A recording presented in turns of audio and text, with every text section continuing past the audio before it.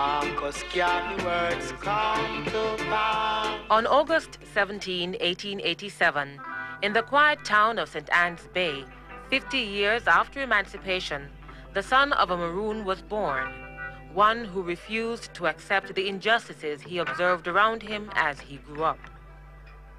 While attending school, he developed a healthy appetite for reading, fed by his small library at home.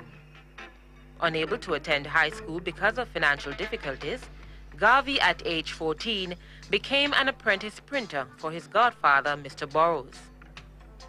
2 years later, he joined the staff of P.A. Benjamin in Kingston as a printer and quickly became a foreman.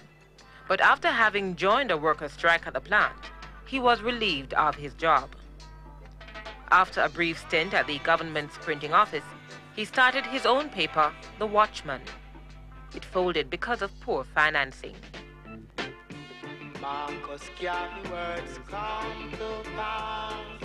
At an early age, Garvey began championing the cause of black redemption, leading the way for the universal freedom of the black diaspora.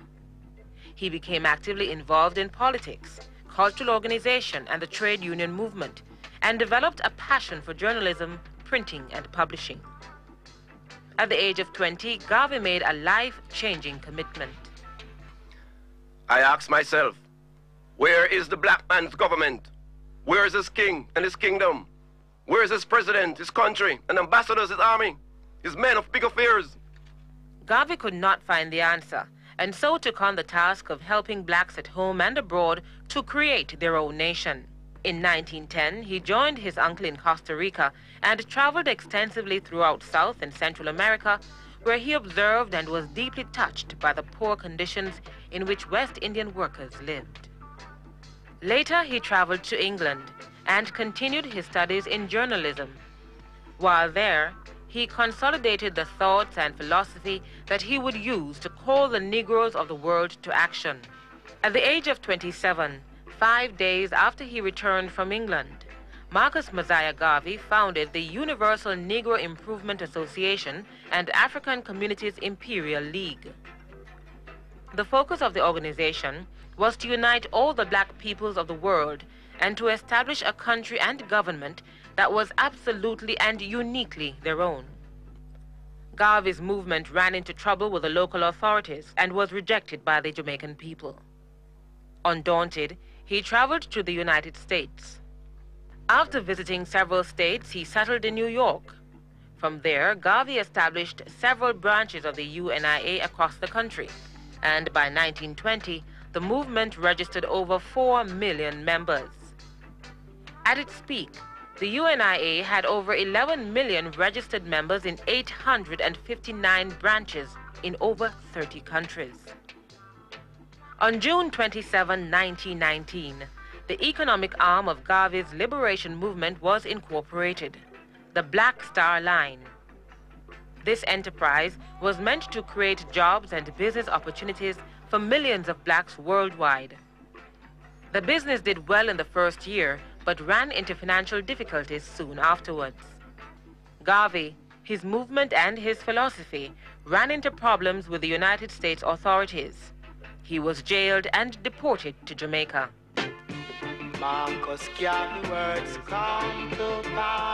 Garvey returned to Jamaica to a tumultuous welcome by a large and enthusiastic crowd.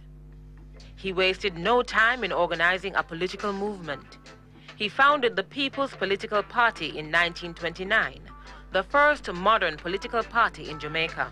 Perhaps Garvey's most outstanding contribution in the quest for the universal emancipation of the black race was his lifelong, unrelenting efforts to unite and uplift the black race through a program of self-reliance and education.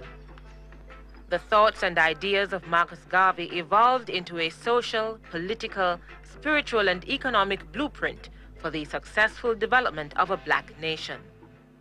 He advocated Africa for the Africans. He encouraged blacks to be proud of themselves and of their history, and for them to be self-reliant and strong. In shaping the political destiny of the black nation, the Declaration of the Rights of the Negro Peoples of the World, adopted at the first International Convention of Negro Peoples held during the month of August 1920 in New York, was a radical document. As a legal instrument, it ranked alongside the Magna Carta and the United States Constitution in that it affirmed and demanded redress for the injustices heaped upon a despised and rejected people by the entire world. The convention was attended by over 25,000 members and delegates from all over the world and demonstrated the power and reach of Garvey's movement. But most of all, it signaled the growing solidarity of the Negro peoples of the world. Garvey called for the emancipation of the mind at the 6th Negro Convention in 1929, held at Edelweiss Park in Kingston.